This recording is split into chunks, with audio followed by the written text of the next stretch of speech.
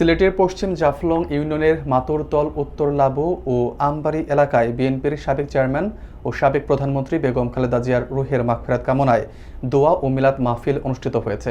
এই আয়োজনের প্রধান অতিথি ছিলেন সিলেট ৪ আসনের বিএনপি মনোনীত প্রার্থী আরিফুল হক চৌধুরীর সহধর্মিণী শ্যামা হক চৌধুরী। অনুষ্ঠানের পর তিনি স্থানীয় নারী ভোটারদের সাথে বিভিন্ন ইউনিয়নে দিনব্যাপী উঠান বৈঠকে ভোটারদের সাথে মতবিনিময় ও আলোচনা করেন। বিস্তারিত থাকছে নাই মাহমুদের প্রতিবেদনে।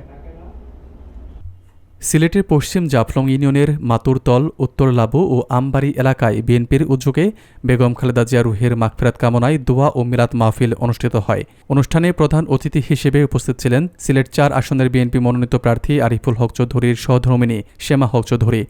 দোয়া ও মিলাদ মাহফিলে উপস্থিত ছিলেন বিএনপি ও এর অঙ্গ সংগঠনের নেতৃবৃন্দ। অনুষ্ঠান শেষে শ্যামা হক চৌধুরী স্থানীয় নারী ভোটারদের সাথে বিভিন্ন ইউনিয়নে উঠান বৈঠকে অংশ নেন এবং ভোটারদের সাথে গণতান্ত্রিক মূল্যবোধ, সামাজিক সমস্যা সমাধান ও স্থানীয় উন্নয়নের বিষয়ে মতবিনিময় করেন।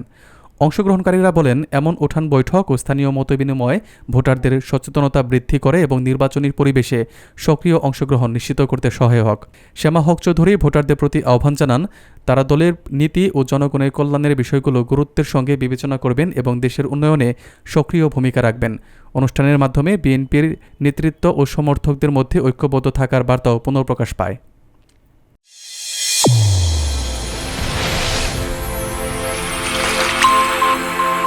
চ্যানেল A1 হৃদয়ের স্পন্দন।